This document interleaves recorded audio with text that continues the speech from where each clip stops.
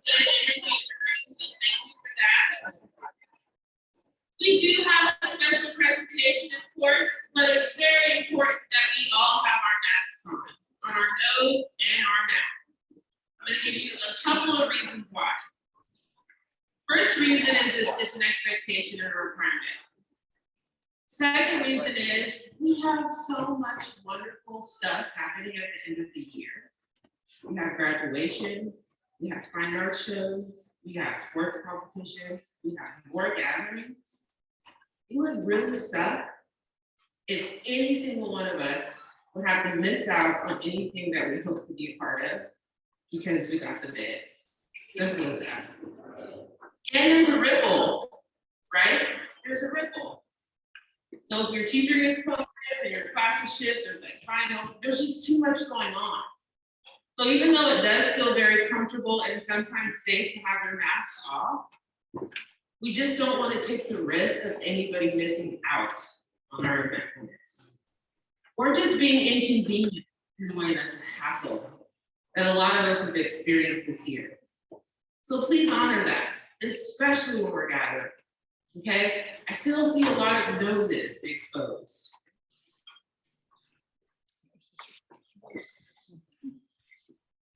So I really appreciate that. Thank you.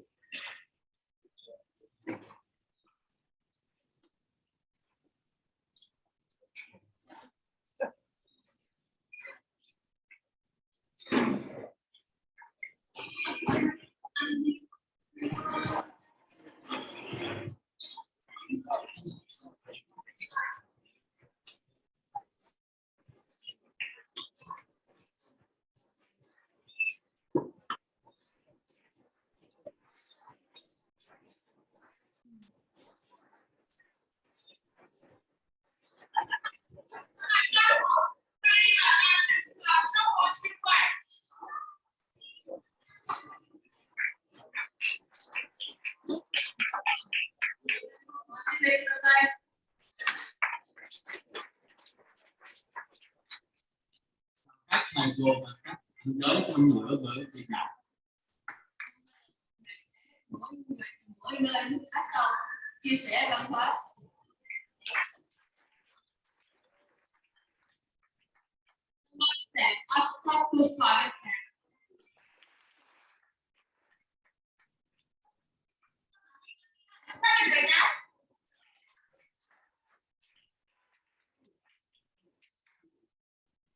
Good morning, leaders, and welcome to the U.S. Gathering. My name is Edison Pang, and this is Toby. And we are part of the SHP Asian American Business Group. Today, we are celebrating AAPI, or Asian American Pacific Islander Heritage Month. In today's gathering, we have a special guest here with us today. Thanks to our newly formed SHP Speakers Bureau, as well as some information about AAPI Heritage Month and some announcements about exciting things happening. But first, let's take a moment to ground ourselves in prayer.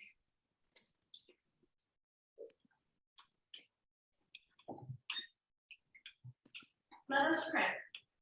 Loving Creator, today we pray for all people, especially our Asian American and Pacific Islander sisters and brothers. Let us take this time to celebrate the achievements and cultures of Asian Americans and Pacific Islanders, and to recognize the richness in cultural diversity that all people bring to our communities, both locally, within our Sacred Heart community, and to our country. Help us to keep an open mind and open ears as we also learn about the struggles of those whose voices have been silenced or met with hate. We pray especially for those that have experienced violence because of their identity. May each and every one of us be a source of healing and support for one another. Amen.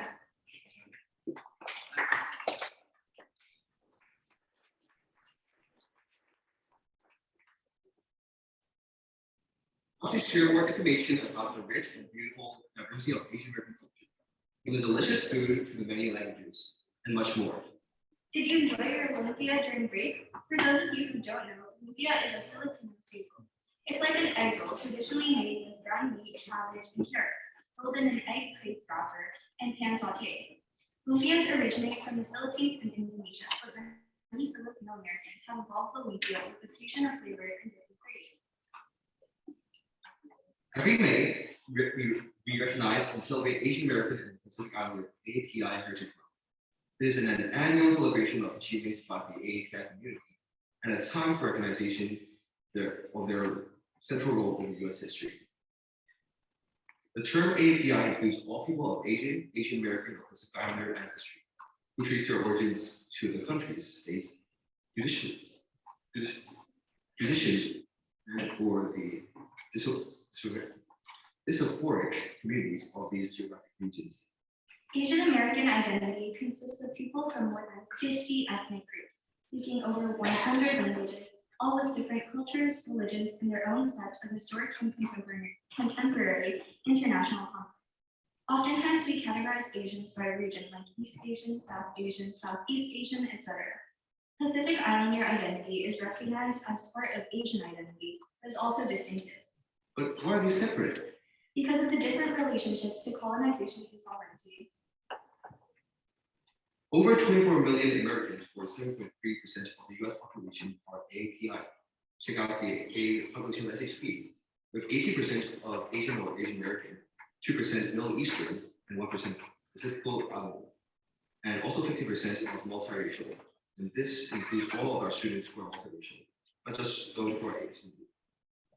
Now, let's take a moment to hear some reflections from some members of our SHP community about what it was to be Asian American. So each one has put together a video montage capturing some of these voices.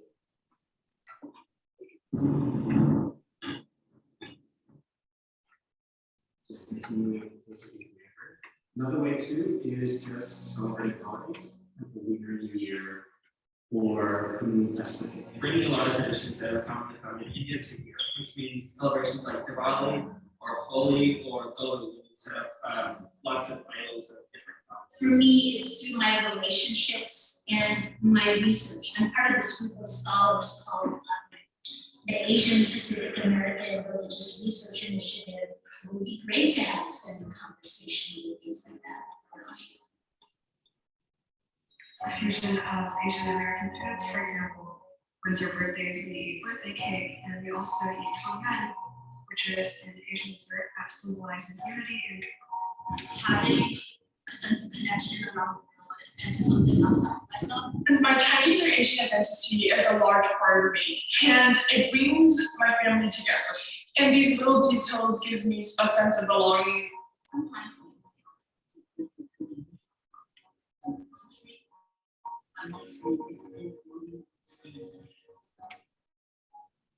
And I remember eating lunch sometimes, and I would be teasing my classmates and my friends.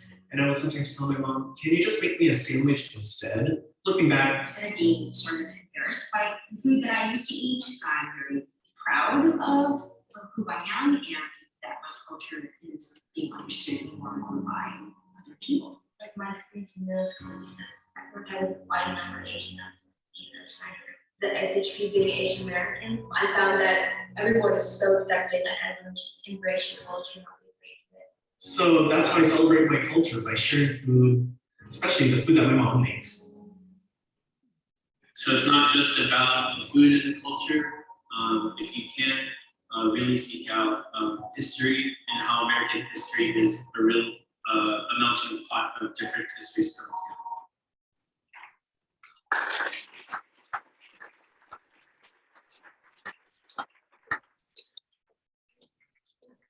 Thank you, Sophie, for being such an awesome video.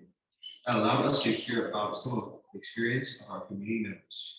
We will now get to hear a poem written by SHP sophomore Ellie Clark. This poem is entitled Red, White, and Blue Racism in America. It will be read by Nicholas Chin.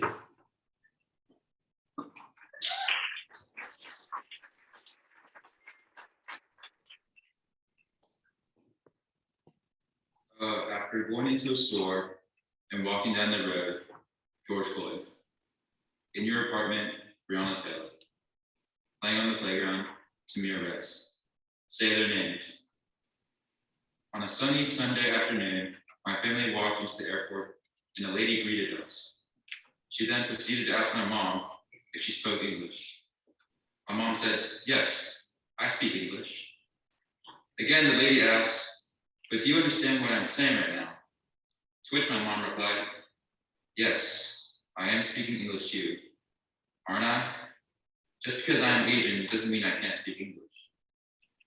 And this is a normal Sunday in the US. You know, racism exists. It exists in everything and everyone around us. From white students being given more opportunities compared to students of color, to the elderly Asian man getting beaten by going to the supermarket. Racism is in the hurtful slang that people use. In the brand saying they are diverse when all of their executives are white.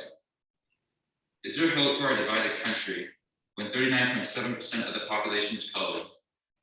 Our country shows its colors in small nail salons and international grocery stores and laborers who grow our food. There is color everywhere we go, and yet there is still a percentage of people who believe there is such a thing as a superior race. Despite that, not everything is in vain. Police who have abused their power in light of racism are now being prosecuted. Companies and buildings and teams and billions of people around the world are changing. It is no longer the 1800s. We now embrace our differences and cry out to the world that there is hope. There is light at the end of the tunnel and changes are being made. Except that we too want to participate and do our part. May our days be filled with joy and happiness and colors. Because in the United States, we are proud to be red, white, and blue.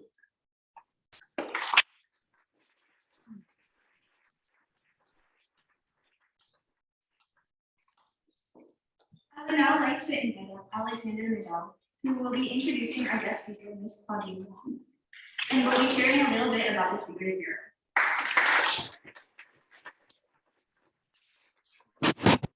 Good morning, Sacred Heart. I'm Alexander Riddell, and I'm co-president of the SHP Student Speakers Bureau. We're a new student-led group on campus responsible for bringing interesting speakers to SHP.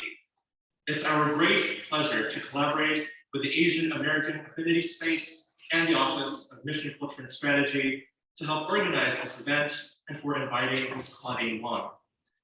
Ms. Claudine Wong was born in Oakland and grew up in San Francisco and Benicia. Her road to journalism began in college in the newsroom of ABC's Nightline and veteran journalist Ted Koppel, and blossomed when she interned in Washington, D.C. Ms. Wong helped launch the first weekend morning news show at KTVU, the station's first podcast, and hosted the show Bay Area People. She has received 4 news Emmys, a Peabody Award, a national award from the Society of Professional Journalists, as well as awards from the Associated Press and Edward R. Murrow recognition. She considers it a great privilege to shine the light and tell the stories that need to be told. So SHP, please give a warm welcome to Ms. Claudine Wong.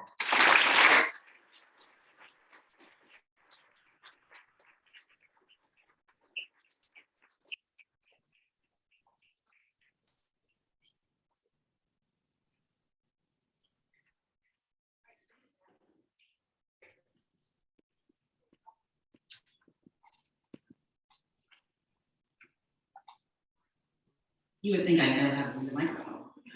These are different. It's not my fault. Hi, Ms. Wong. My name is Reina.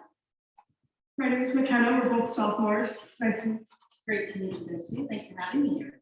And before we start off, I just wanted to ask if there's something you want us to call you, Ms. Wong. Is that okay? Or Whatever you want. One time. sounds good. So we heard all about your bio, but tell us, what does the day in the life of Claudine Wong look like? Oh, well, the best thing about being a journalist is that every day is different, right? So it depends. In a newsroom, it depends what your job is, and it depends what shift you work. In a newsroom, all our shifts are built around our shows, but our shows are long. So our morning show starts at 4 a.m. and then you guys get up and you watch 4 a.m. to 10 a.m. Then we take a 2-hour break, and we start at noon to 1. Then we take a 3-hour break, then we go 4 to 8. Then we take a 2-hour break, and we do 10 to 11:30. And so if you work the 4 a.m. shift, if you're anchoring, your alarm goes about 2. If you're producing that, you come in about 11 p.m. and you work all the way through. If you work the day shift, you may come in at 9. If you work the evening shift, you may come in at 3, and you work. So everything overlaps in both ends. If you're a reporter, you come in and I can report at the station as well. You come in and you hop in a truck and you get out the door and you can go anywhere. You go to a wildfire, you can go to a fair, you can go to a crime scene, you can go to court, you can go wherever that day takes you, and you don't know when you get dressed in the morning, and so whatever you wear will be inappropriate for the story that you're setting up. If you wear a dress, you're going to a wildfire for sure. If you're anchoring, you go in, and on weekend mornings when I anchor, I go in about 5 in the morning. The show starts at 7 on the weekend, so it's a little bit later. And you gotta go through everything, prepare for your interviews, and get through your morning show there. If I'm doing a story, last week I went to San Jose because I had a good story down there, so next week we'll be on the water for a boat story, and so every day is different. It just depends on what your story of the day is. So, could you give us a little bit more about your personal history? Like, how did you get to this point in your life? Just like about your journey. Be a long story, get comfortable. You know, I have to say I love that you guys are doing this, because when I was in high school in Phoenicia, we didn't do this. We didn't have this. We didn't have anyone talking about it. I was born in Oakland, but grew up in San Francisco, and then moved to Phoenicia when I was in middle school. In San Francisco, I went to an all-girls private school that was pretty diverse, and so actually there were a lot of faces and people that looked like me, and in San Francisco, a lot of people looked like me. In Phoenicia at that time, in the 80s, there weren't as many. Like when I was in high school, they're like, oh, you should date that guy. I'm like the one other Chinese guy in school. Like, you guys think that's a cute couple? I'm like, oh, it's just because we look the same people, right? And so when I went to UCLA, I was also surprised by a lot of people who looked like me. I was really struggling because when I was in Phoenicia, I think I just tried to find it. I just wanted to be like everyone else. And everyone else didn't look like me. So then I spent a lot of time in high school trying to look like and be like everyone else, even though I never was like anyone else. And when I went to UCLA, then did I want to choose? Did I want to join a Greek sorority, which was not a lot of people that looked like me, or did I want to join an Asian sorority where everyone looked like me and that was my identity? And I really, really struggled. And in the bio, I went to DC, I did all these things to kind of try to figure out who I wanted to be and who I was. And journalism spoke to me, and I think one of the reasons it did is because I hadn't yet found my voice, who I was. So the idea of telling other people's stories and giving them a voice really appealed to me. I love journalism. I love meeting people and talking to people. And so I went after that, I pursued that, and I graduated from UCLA, and a week later, I started my first job in Oregon. And I gotta tell you, because I look around this room and I see a lot of different faces. It doesn't look like that in the rest of the country. I worked in Oregon, I worked in Indiana, I worked for an ABC affiliate, an NBC affiliate. And there is, there's a lot of racism.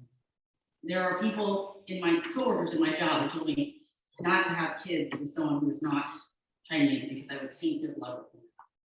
I had people telling me the only reason I got a job was because I was Chinese. I had people telling me I should just go back to China. I had people confusing me with Connie Chung every single time I went out, because that was the only, I'm like, we are not all Connie Chung. I had people, asking me if I spoke English all the time. And it's difficult to be where it was, and I had people telling me I wasn't a minority at all because they didn't see me as a minority. In the Midwest, when I worked, the population was largely white and Black. And so they didn't know what to do with me. And there was one moment, I'll rewind just a little bit, when I was at UCLA, I went to Europe abroad for the first time in my life. And something struck me when I was there. Everywhere I went, I was in Greece, I was in Turkey, I was in Italy, I was in France. Everywhere I went, from like 100 yards away, people were like, American.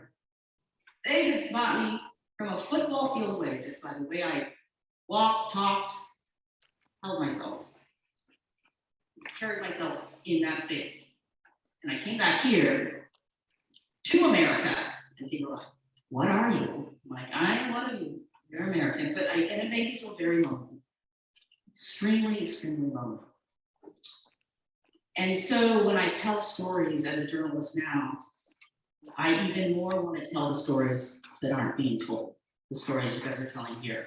But when I hear you guys now, I realize how many storytellers there are among you, and now I'm really old, but having the internet, having your voices, having everything out there, is critical, because someone once asked me, how do we fight this? I'm like, you gotta know more Chinese people or Asian people or just people.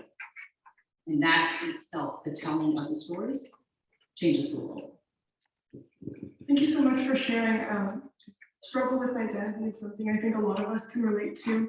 And can you talk about conformity and things like that? Is there a person or a moment from your childhood or high school experience that really shaped the way that you carried out this storytelling career?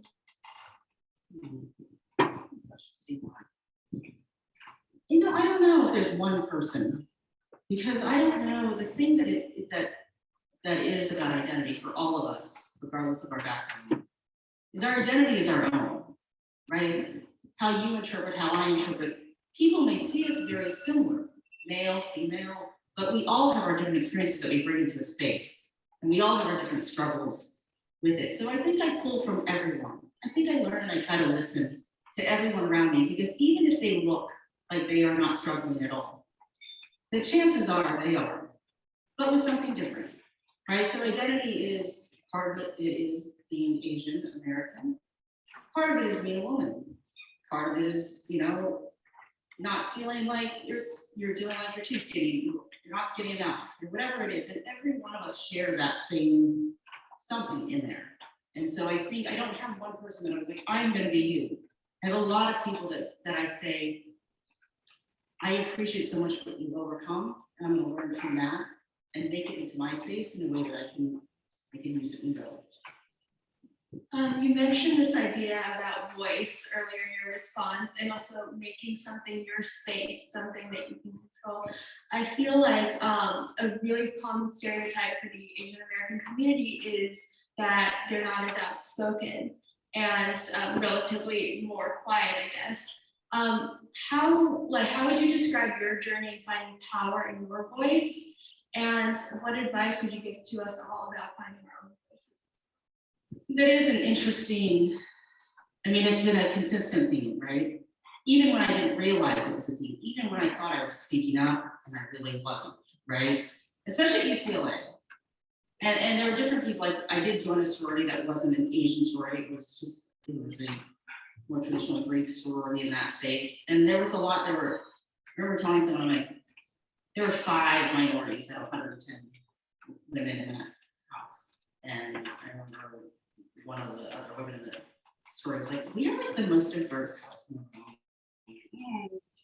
Are we though? And I'm like, are we diverse? Or are we the most diverse out of the houses that are not diverse? All right, like there's a difference.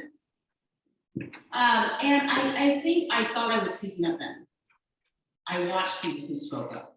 I did stories on people who were speaking up. But I have this personal opinion about this term. Finding your voice is your own to decide. Racism is not fair. A lot of this world is not fair. What you can't control is how people perceive you. What you can control is how much you want to say. You don't have to speak up just because it's not fair. You get to decide where your voice and where your power is in that place. If it is better for you, like it was for me for a good portion of my career, to give other people a voice because I just wasn't there yet, then that is not, there's nothing wrong with that. That is okay. If you decide I'm going to back person X because they are comfortable right now, then it makes me want to throw up the talk about it, then you don't have to. So I really feel like voice is a choice, right? Like you don't get to choose a lot of things that happen to you. Society does that, history does that. You get to choose that moment.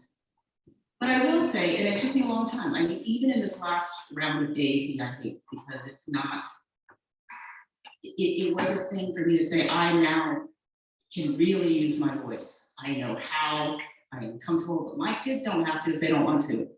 This is not about them. And if someone uses a racial slur, they are required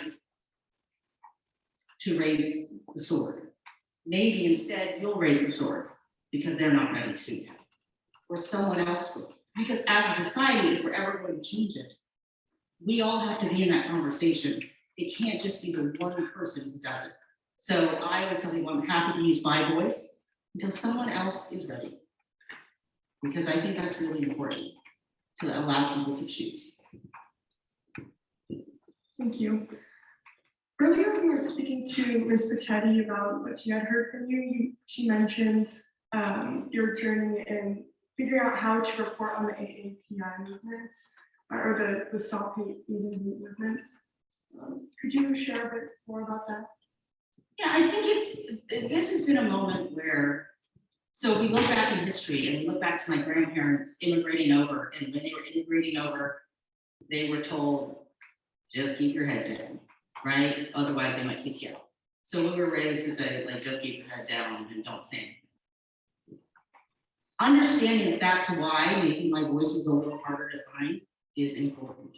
But AAPI and AAPI hate comes from stereotypes that people look at someone and think, oh, you must not speak English, or you must have just gotten here. We all don't know, what are you? How you fight against that in the story, right, is about one, covering the hate, right, and saying that's bad, right? Like people can see a video of someone getting beaten and say that should not happen. But do they also understand why that happens? Do they also understand why the joke, why saying the Kung flu, do they also understand how that leads to violence? Do we also understand why maybe your Asian friend is laughing at that joke, but they actually don't think it's funny? And are we also putting people up there separate from anything that breaks a stereotype because they're just cool? Like they're just cool and they happen to be Asian. And that breaks some stereotypes too. So it's a overall appreciation of that, and it's internally, right? You guys talk about structure and things like that, how workplaces are built, how I talk to my coworkers, how I learn to talk to my coworkers, how I learn to talk to my bosses, how I learn to explain something that they don't understand but want to. And how I learn to stand up when they don't want to understand, but they do, but you know, in that space. So yeah, the AAPI coverage is broad. I think about it a lot. But that is the importance of diversity, to have someone to say, here's the perspective I bring. It's not the only way you can do it, but definitely one way to do it. That makes sense. So Asian representation in the news is fairly limited, especially since there's so many niche communities within Asian Americans that it's hard to capture all that diversity. And but generally the tide is turning with this Asian American movement, and also your involvement with the media as well. How do you reflect back to your childhood with Asian American representation in the media, and how do you think that's changing as it's taking the spotlight in recent times? Well, we had Connie Chung at first, right? The Emerald, there were people who could point to one, right? And it's still, we have a long way to go. And we are in a place, this is the Bay Area, right? We have a large Asian American population when you compare it to other parts of the country, right? Like, when I worked in South Bend, Indiana, for Notre Dame, there was this professor named Professor Wong. And they were like, are you guys related? I'm like, we're not. There are a lot of us. And they're like, really? Are you sure? And I ran into him one day on campus. He's like, can you please tell people that you are not my daughter? I'm like, I know, I feel like that wouldn't happen here, right? Because there's a lot of Wongs and there are a lot of people.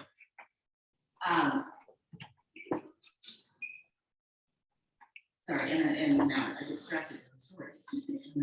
But some of your question in some sure. Oh yeah, I just like about your childhood with representation in the media and how that's changed. So when I was a kid, if I'm the only girl and there's one other Chinese guy, there were a lot of different other Asian groups, but to what you guys talked about before, they were very different, right? And not every Asian group, just because someone can't tell us apart, is the same, right? And so I didn't feel connections to these other Asian groups, and there was one other guy, right? The guy I was supposed to date, which I never dated. But I had a hard time with my identity, and it made me to pretend and not talk about my food, and not talk about my family, and just pretend that it wasn't a thing. And then when you face racism in every step of people kind of mocking you, you either get more defiant or you get quieter. And as a journalist, in some ways it's easier, as I said, to get a little quieter and just let other people tell the story. I went to a diversity seminar one day and they were like, can you turn to your neighbor and tell a story about when you might have felt less than? I'm like, are we talking about childhood? Are we talking about today? Are we talking about, you're gonna have to be more specific, right? And that identity struggle was long, but when you go into a newsroom and if you look around and you know that no one looks like you, you also know you're going to pitch stories that are specific to you. And that's important, and recognizing the value of that and recognizing that every day that you come in, doesn't mean every story that you can do is about Asian Americans, but you bring something to the table and you say, what are we missing? Right, so we did AAPI Heritage Month stories, we're doing them all, and we took a look at it, we're like, okay, Amberly and I have lots of connections to the Chinese American community. That does not mean that we should only do Chinese American stories, right? We should make sure that we talk about all these other communities and we have that discussion. Who are we not talking about? Who do we talk about less? Who do we talk about? We're interviewing someone on the weekend show this weekend with an Indonesian group. And they're like, thank you for calling us. We always feel like we're left out, right? It's about making those phone calls. It's about asking yourself, I know this experience, but what experience do I know? And how I'm going to use the experience of what I don't know to make me a better journalist for what I do. And so the representation is low, but Asian Americans, 5% of the country. And if there's a lot of us here, there's a lot of none of us elsewhere. And that's what I experienced in the Midwest. I'm like, wait, no one looks like me in this country, in this place. Nobody looks like me. When I finally moved back here, I remember walking down San Francisco Street and a fire truck drove by. And I looked at the engineer, and the engineer just happened to be Asian. I'm like, oh my gosh, thank goodness I'm home. And it was a very profound moment because I'm like, it is a strange thing because when you go on the Bay Area, you can look around and see a lot of people who, right? And you move elsewhere and it goes away. At least it did for me. So we'd like to conclude with some rapid fire questions. Go for it. Okay, first part, what is an unexpected aspect of your job? Unexpected aspect. It's the connections you make with people. You cannot predict the amazing people that you get to meet, the amazing strength and resilience and stories that people have to tell. And no matter how long you do it, every day there will be something that surprises you. That's something that's privilege. Well, it is. What's your favorite TV show? Channel 2 News. So sorry, it's happening. No worries. I will watch whatever. Do you have a favorite music artist or song? Well, see now, that's not a nice question because I'm gonna say it and I'm like, oh my gosh, she's so old. It's not cool.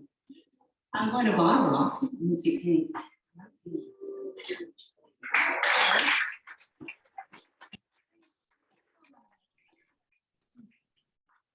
Do you have a personal motto?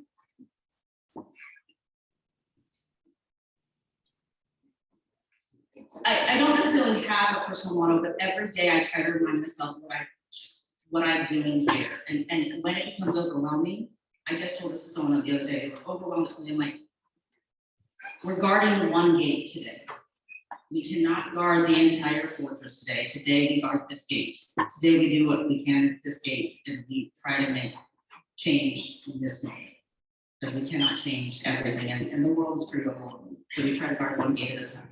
Do you have a favorite Asian restaurant in the Bay Area?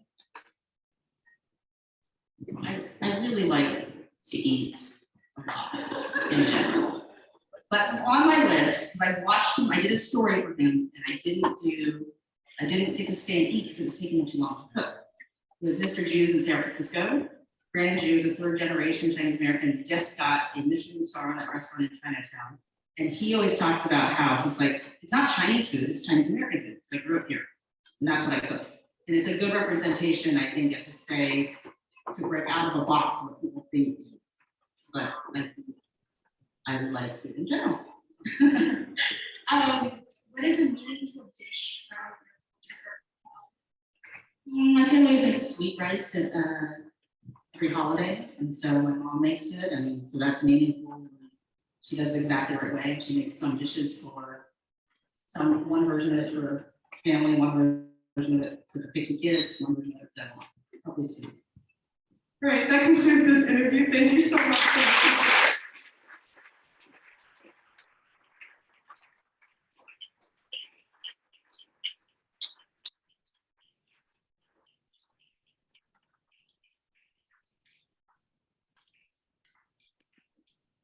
Really quickly, everybody, on behalf of the SHP Speakers Bureau and of our community, we want to give this plaque that was made in our Creative Inquiry Department to Ms. Wong to thank her for her time here at SHP.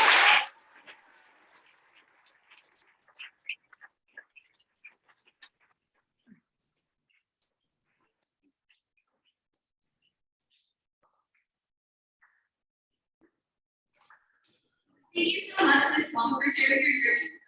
As we wrap up our community life gathering for today, we want to spend a few minutes to give you a preview of what you're going to experience at the festival during extended lunch. We want to honor AAPI Month, a festival that showcases the diversity of the Asian culture. Food is central to the Asian American experience, in the same way that it takes a bold person like Ms. Wong to use her voice for change.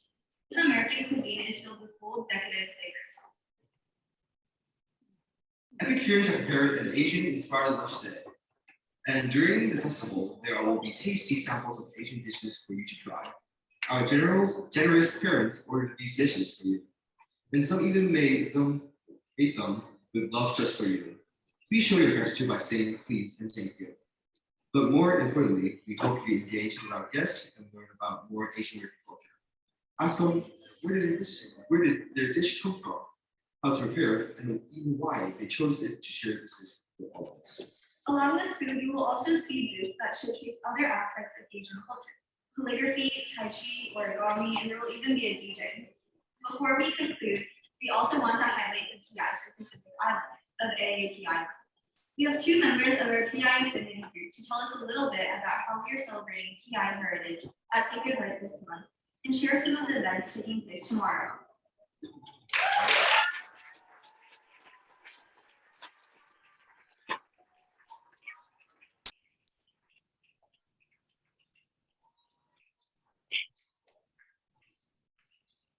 Tomorrow, Friday, May 13th, from 3:30 to 6 p.m., our Pacific Islander Affinity Group is hosting Sacred Heart's first ever luau.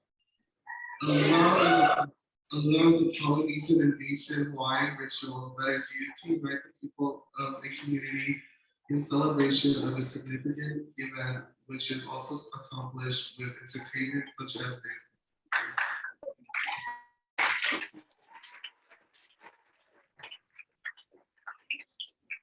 The Affinity Group will be roasting a pig in preparation for the luau. After school at the luau, we will have traditional dishes and some of our group's favorite foods, along with dance performances. All are welcome to these events.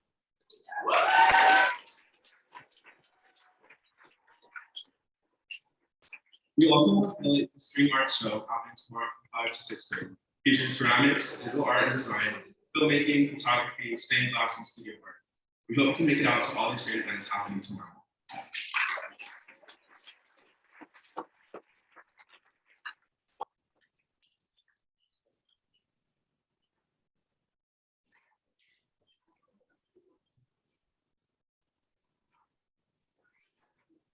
And finally, we want to welcome our Sacred Heart 8th graders here with us. It was great for the festival.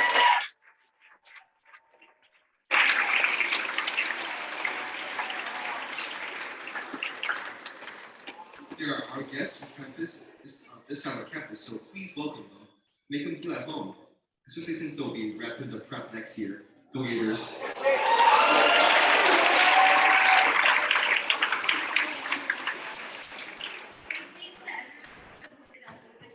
All of our AAPI affinity members, our parents, the SAT Speakers Bureau, Ms. Pichetti, Dr. McDonald, Ms. B, and Ms. Leverett. We could have done this without you. And thanks to all of you for celebrating AAPI.